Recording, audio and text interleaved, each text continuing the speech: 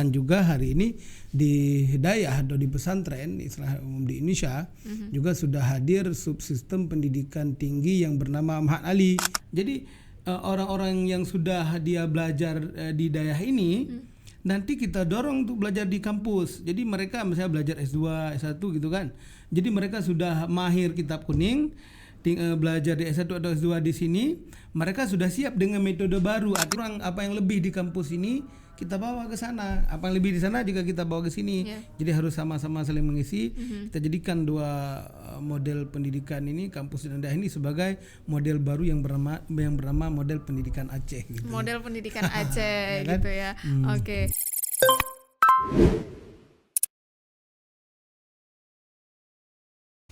Assalamualaikum warahmatullahi wabarakatuh. Kembali lagi di podcast Habasuloh untuk episode kali ini. Dan hari ini kita sudah menghadirkan seorang narasumber yang luar biasa. Sudah hadir bersama kita Bapak Dr. Teguh Zulkhairi ya. Oke, dan hari ini kita akan membahas pembahasan yang cukup menarik juga nih tentang integrasi keilmuan daya dan kampus. Oke, kenapa kita membahas itu ya? Karena pendidikan daya dan juga pendidikan kampus saat ini sebenarnya terlihat sudah terintegrasi dengan baik, tapi masih banyak juga yang merasa terpisah antara pendidikan daya dan dunia kampus sendiri.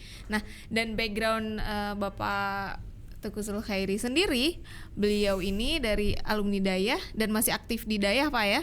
Dan beliau adalah sekjen dari Ikatan Sarjana Alumni Dayah. Dan beliau juga kemarin menamatkan studi doktornya di UIN Araniri di jurusan Pendidikan Agama Islam. Jadi kalau melihat backgroundnya beliau itu komplit ya Pak ya, alumni Dayah dan juga dunia kampusnya juga ini. Oke.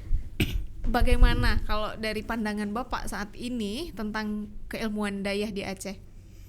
Baik, bismillahirrahmanirrahim. Assalamualaikum warahmatullahi wabarakatuh. Jadi tema kita sebagaimana ditawarkan oleh narasumber tadi, host tadi, yaitu integrasi keilmuan dayah dan kampus. Dan pertanyaan pertama yang diajukan adalah bagaimana perkembangan keilmuan di dayah saat ini. Ya, seperti yang kita sama-sama mungkin sudah paham bahwa keilmuan di dayah itu berbasis pada kajian turas, kajian kitab-kitab klasik, ya kan? Kitab-kitab para ulama yang ditulis oleh para ulama pada periode keemasan sejarah Islam gitu. Dan kitab-kitab tersebut terus sampai hari ini terus-menerus dipelajari dan juga diajarkan, ya kan, dipelajari dan diajarkan kepada anak-anak bangsa kita yang hari ini belajar sebagai santri di Dayah. Nah, bagaimana perkembangannya? Perkembangan terjadi hari ini sudah lumayan menakjubkan ya, sudah lumayan menggembirakan ya. Apa buktinya? Yang pertama ya, pertama keilmuan di Dayah hari ini sudah diakui oleh negara. Nah, gitu kan. Ini tentu sebuah perkembangan yang sangat luar biasa sekali. Apa buktinya? Dengan lahirnya undang-undang pesantren, ya kan, yang mengakui berbagai sub-sub dalam sistem pendidikan dayah.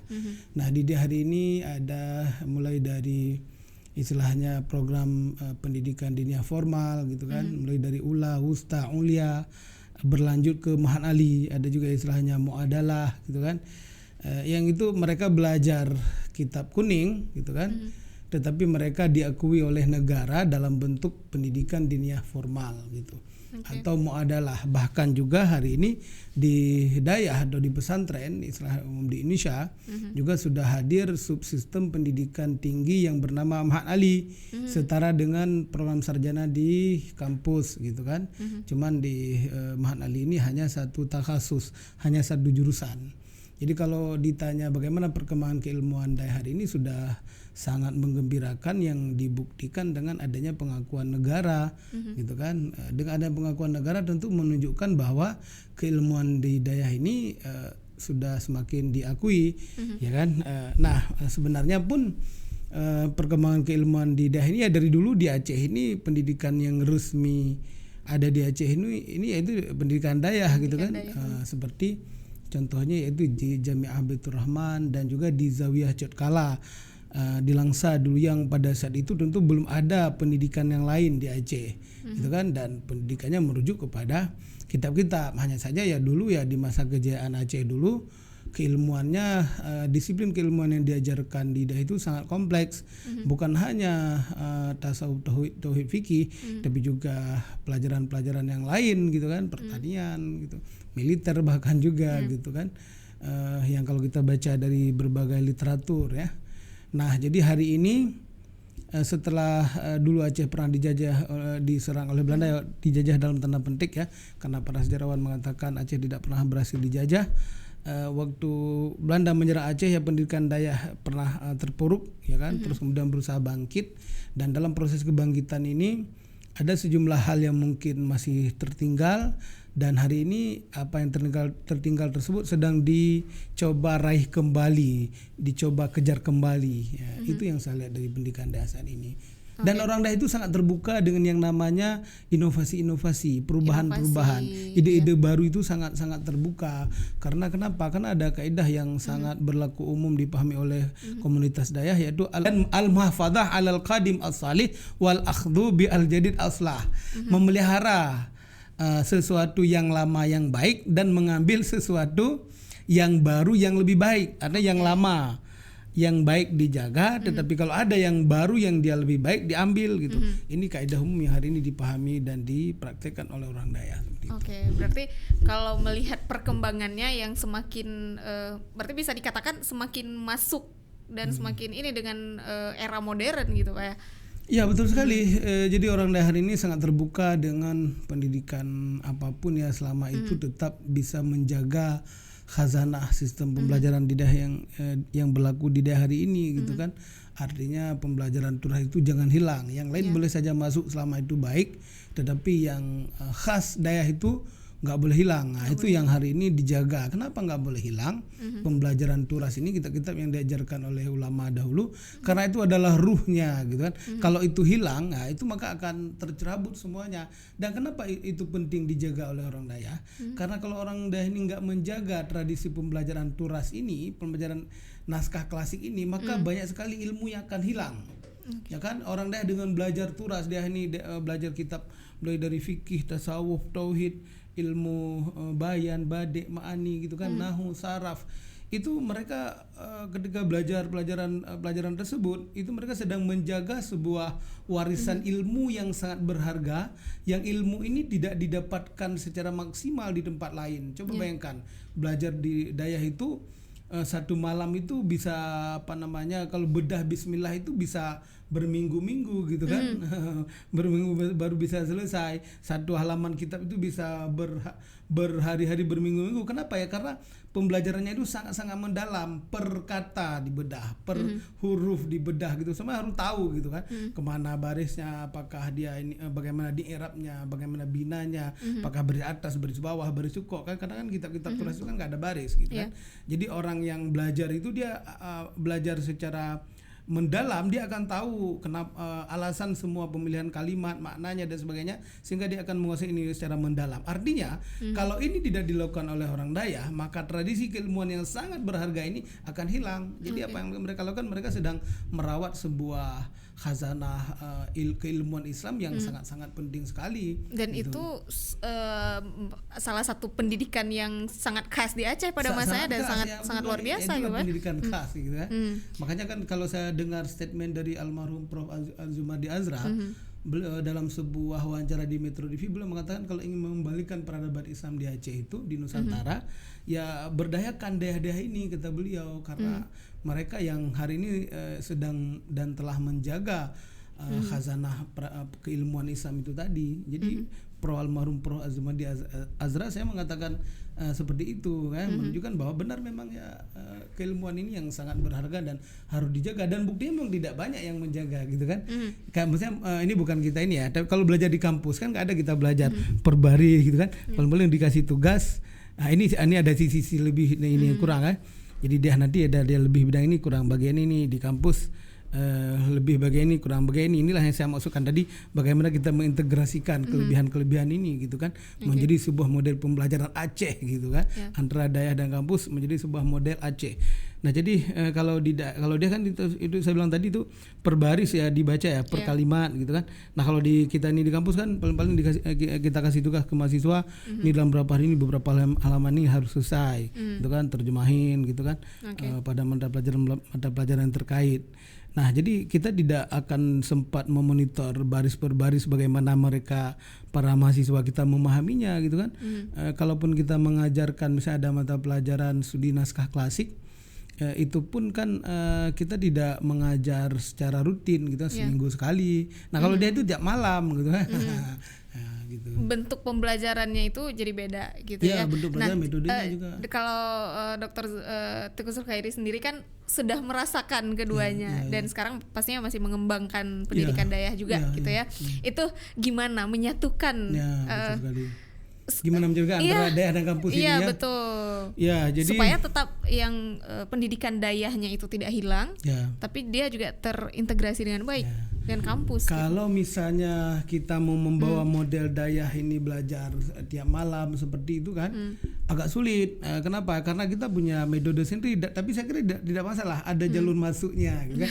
Ada jalan untuk integrasinya ada.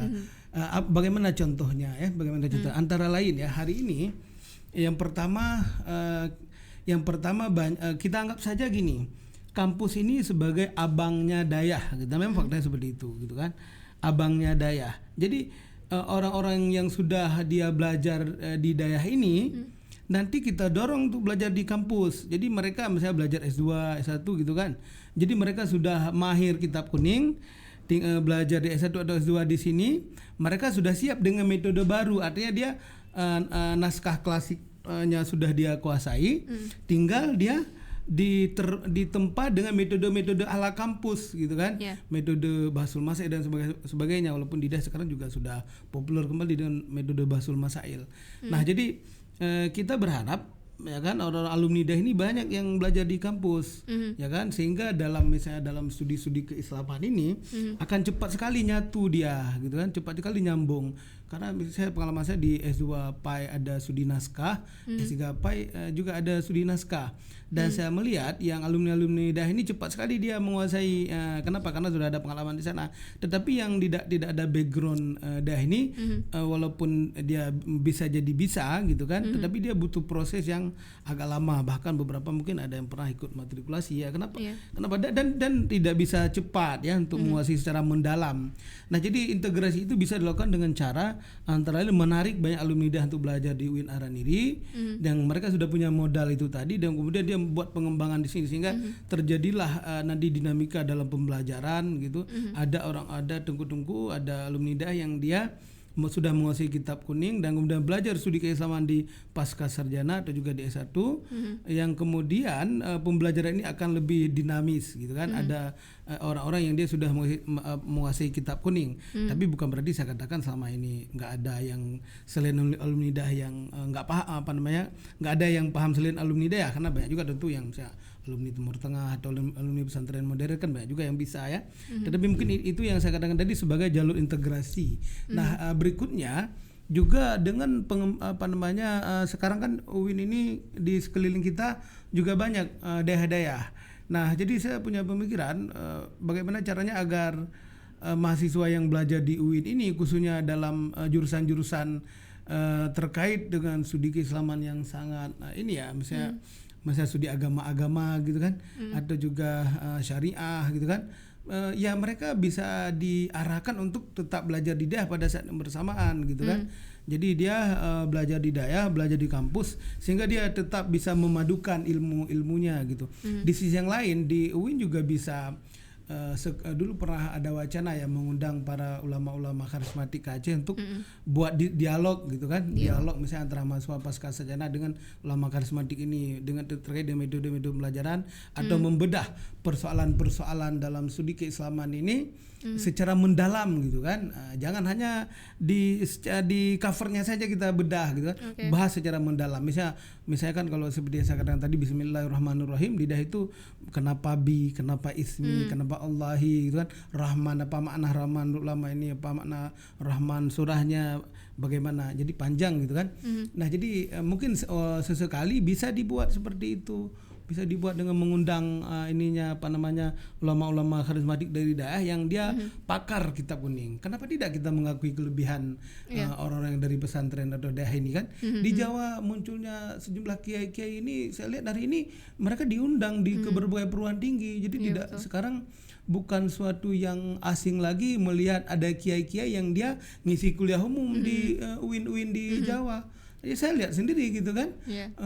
Dan kalau di Aceh misalnya ada ulama misalnya Dengku itu, kenapa tidak sesekali? Dan pada saat yang bersamaan kita juga bisa mentransfer guru-guru kita ke sana gitu kan. Dan saya juga melakukan seperti itu. Saya beberapa kali saya bawa profesor dari UIN Araniri ini ke daerah saya, gitu kan, ke daerah ke Mahali yang saya diminta bantu di sana. Pernah saya undang Prof. Syurijal, pernah saya undang Prof. Fauzi Saleh, gitu kan. Alhamdulillah ternyata ketika beliau ini ngomong nyambung dengan para mahasantri di sana. Artinya beliau ya kan sudah paham di dua sisi ini, gitu kan. Jadi nyambung keilmuannya gitu. Nah jadi pada saat bersamaan dan saya lihat daerah lain juga seperti itu, sangat welcome. Dan para santri mahasantri dia datang, misalnya ada akademisi dari kampus kita itu mereka sangat senang. Mereka rindu ya dengan wawasan-wawasan baru dari perguruan tinggi ini, ya kan. Dan juga makanya saya juga berharap itu tadi, kalau di Jawa tadi ada kiai ini seperti kiai Gus Baha gitu kan, di kampus ini, di kampus itu kan. Jadi ketemu dia keilmuannya, terjadi integrasi. Maka di Aceh ini yang kurang, di Aceh ini dianggap kita agak sulit mengakui kelebihan orang lain ya di tempat lain. Kayak kalau di sini alhamdulillah Walid udah pernah ngisi gitu kan. Sejumlah teman-teman lain udah pernah ya, karena alhamdulillah ramai juga orang yang paham soal ini. Tapi mungkin secara intensitas masih kurang, dan kita berharap ke depan bisa lebih connect lagi gitu. Oke. Nah, kalau di dayahnya sendiri apakah ada bentuk-bentuk cara pembelajaran tertentu yang dilakukan yang beda dari sistem dayah untuk ikut integrasi ini, atau gimana? Ya, pembelajaran di dayah memang dia metode-metodenya kan khas metode belajar kitab kuning gitu kan. Dan banyak metode-metode pembelajaran dayah ini yang sudah dikaji oleh mahasiswa kita di pasca sarjana. Dan kebetulan saya juga sering uji ya mahasiswa S2. Dan kita juga alhamdulillah membimbing mahasiswa-mahasiswa dari alumni dayah ini. Jadi metode-metode yang mereka gunakan ada misalnya metode hafal matan gitu kan, hafal bait-bait matan sulam, bait alfiyah, bait bayan gitu kan. Kemudian juga ada metode hafal misalnya seperti kalimat-kalimat bermula ke mubtada ageng i'rabnya itu hidungku ke kabar. Nazam-nazam kayak gitulah kan. Itu kan salah satu metode. Ada metode talaki ya kan. Jadi yang dimana tengkunya nanti akan menyimak dia satu persatu, face to face. Satu membaca, mungkin Anda juga tahu ya. Si santri ini membaca, tengku menyimak baris per baris. Kalau saya ini salah, perbaiki gitu kan. Ini dijelasin gitu kan. Jadi banyak metode-metode yang digunakan di dayah. Dan ada juga walaupun seperti itu ada juga peluang-peluang inovasi ya, bukan hanya peluang, tantangan untuk inovasi ya, karena yang kurang juga ada gitu kan. Kita tentu yang sempurna kan hanya hanya Allah gitu kan. Namanya kita manusia pasti ada kekurangan-kekurangan. Dan saya juga melihat, bahkan juga saya menulis tesis judulnya inovasi kurikulum dayah, karena saya melihat memang ada lebih, tapi ada juga yang perlu dilengkapi antara lain misalnya seperti yang hari ini lebih di kampus ini, mari kita bawa ke sana gitu kan. Orang kampus ini lebih apa pada misalnya metode ya kan, metode riset penelitian. Nah itu yang kurang di dayah. Dan saya pribadi kenapa sampai hari ini masih berjibaku dengan dunia dayah, saya tidak lepaskan karena saya ada rasa cinta. Kalau kita lepaskan, sayang adik-adik kita nanti di sana gitu kan. Makanya saya tetap di sana, diminta bantu sebagai direktur Mahali. Yang saya berharap apa yang saya dapatkan di kampus ini bisa saya bawa ke sana gitu kan. Dan alhamdulillah hari ini kita di Mahali juga mengajarkan para santri untuk menulis, alhamdulillah menulis risalah gitu kan. Dan mereka sangat menikmati alhamdulillah proses ini. Dan mereka juga paham bahwa ini kekurangan kita yang harus kita benahi gitu. Jadi apa yang kurang, apa yang lebih di kampus ini kita bawa ke sana, apa yang lebih di sana juga kita bawa ke sini. Jadi harus sama-sama saling mengisi. Kita jadikan dua model pendidikan ini, kampus dan daerah ini sebagai model baru yang bernama model pendidikan Aceh gitu. Model pendidikan Aceh gitu ya. Oke. Nah, baik. Nah, jadi kalau misalnya di Teguh Zulkhairi ini masih aktif juga di Dayah ya. Kampus juga. Ya, dan sekarang di Mahat Ali ya. Di Mahat Ali. Salah satu inovasi yang sudah dibawa ke sana mungkin apa kira-kira? Ya, sudah menulis banyak, tadi ya? Ya, menulis itu antara lain ya. Saya melihat ketika orang-orang dia ini diajarkan menulis dan mereka sudah tahu caranya, itu akan cepat sekali prosesnya. Jadi kenapa ya? Karena mereka sudah ada bahan itu tadi, dengan kita mereka kuasai, tinggal diramu saja. Sehingga akan didapati temuan-temuan baru gitu kan. Jadi itu antara lain yang sudah kita coba usahakan. Alhamdulillah sudah banyak hasil risalah atau skripsi dari mahasantri kita, temuan-temuan baru dalam dunia penelitian. Walaupun ada juga yang harus kita ajarkan dari nol ya, biasalah itu kan, nggak semua juga kan.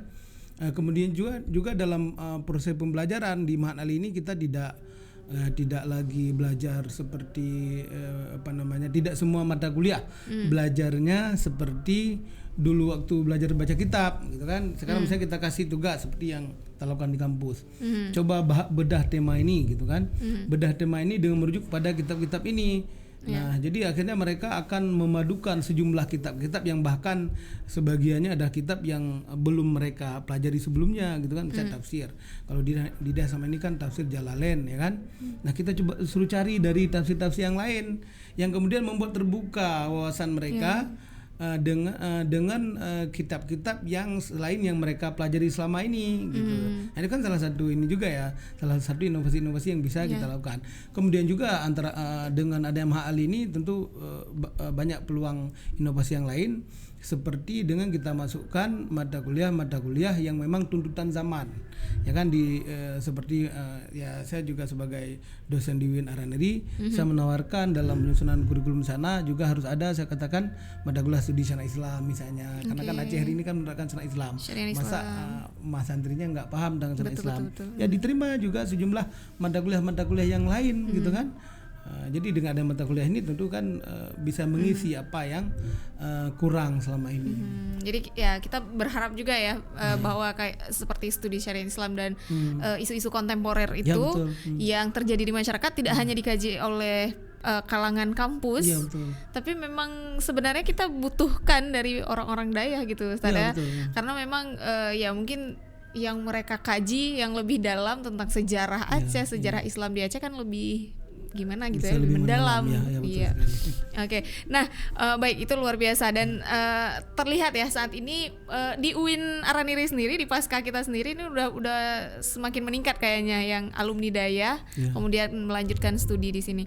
Nah, kemudian yang di Dayahnya sendiri itu apakah dengan adanya integrasi seperti ini, apakah ada kekhawatiran nggak Ustadz kalau misalnya nanti mungkin metode tradisional Dayah yang memang khas itu akan hilang atau? Makanya untuk tahap pertama saya pribadi membawa inovasi-inovasi ini di Mahat Ali saja gitu kan. Kalau untuk tingkat di bawahnya ya mungkin kita ya seperti pelajaran menulis ya memang itu nggak mungkin ada kecurigaan kan kita nggak merusak sistem pembelajaran yang ada. Betul. Menulis itu kan memang kebutuhan skill itu gitu memang kan, pengembangan metode riset itu kan memang pengembangan ya kan, skill mereka. Nah, jadi untuk pelajaran-pelajaran itu tadi memang kita bawa tingkat Mahat Ali saja. Mahat Ali itu istilahnya Dayah Manyang, yang belajar pun yang sudah jadi guru gitu kan. Jadi bukan lagi santri, tingkat namanya perguruan tingginya perguruan mahasantri. Jadi dia harus sudah belajar di Dayah 9 tahun, coba bayangkan. Jadi sudah belajar 9 tahun dia baru bisa masuk Mahat Ali. Jadi ketika kita tawarkan inovasi-inovasi baru, jadi mereka tidak akan cepat antipati gitu. Jadi mereka akan paham ya kan, mereka akan paham kenapa ini menjadi penting. Dan saya pribadi melihat sejumlah inovasi-inovasi bisa ini seperti mata kuliah yang hari ini nggak diajarkan di daerah kita masukkan dalam HALI.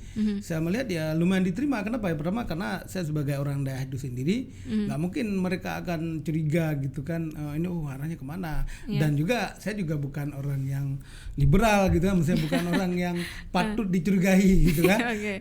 Apa mau dicurigai dengan kita tawarkan ini? Silakan dicari dalam lah sampai ini misalnya nggak ada masalah. Kalau mau dicurigai ada masalah, di mana masalahnya kita diskusikan gitu kan. Studi Syariah Islam misalnya, ya apa salah studi Syariah Islam? Bukan saja penting, tapi ini sangat penting dikuasai oleh mahasantri kita. Jangan sampai nanti mahasantri ada santri yang kena cambuk karena dia nggak tahu tentang kanun jinayah. Ya ini kan tugas kita memberitahu ke mereka. Kalau hari ini mereka mempelajari fikih dan jinayah dalam konteks teori-teori di dalam kitab, tetapi kita wajib memberitahu mereka melalui mata kuliah studi Syariah Islam ini bahwa yang mereka pelajari dalam kitab ini sudah dirumuskan dalam kanun Aceh untuk diimplementasikan dalam penerapan Syariah Islam. Itu sebagai contoh ya. Juga mata kuliah yang lain. Oke, ini tidak terasa sudah setengah jam nih obrolan kita hari ini. Dan sebelum kita tutup mungkin ada yang ingin disampaikan, Ustaz? Ya baik, terima kasih banyak ya atas kesempatan hadir di Habasuloh. Pasca Sajadah Win Aran di Banda Aceh. Sudah lama saya buka podcast ini ya, di-share oleh Bang Azman di berbagai grup, dan saya juga turut share ya, karena saya juga berharap seluruh podcast ini bisa maju ya. Amin. Jadi para tim ini semoga terus bersemangat. Insyaallah ini akan menjadi amal jariah ya kan, yang akan bisa mengisi kekosongan wawasan masyarakat kita melalui podcast ini. Mudah-mudahan terus berjalan. Amin. Dan terakhir ya, berkaitan dengan tema kita hari ini, integrasi keilmuan daerah dan kampus. Saya yakin insyaallah akan bisa kita laksanakan berbekal diskusi-diskusi yang terus kita bangun, silaturahmi yang terus kita jalankan ya kan, dan juga pendekatan-pendekatan lain. Saya pribadi akan selalu berkomitmen untuk membawa orang daerah ke kampus, membawa orang kampus ke daerah, supaya terjadi integrasi keilmuan ini ya. Walaupun mungkin prosesnya berjalan agak melambat, tapi kita yakin pasti akan sampai ke tujuan kita. Itu saja ya.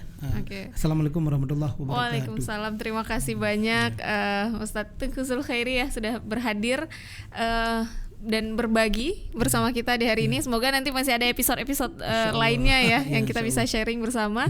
Dan terima kasih juga untuk para penonton Habasuloh yang setia menantikan setiap episode Habasuloh ya.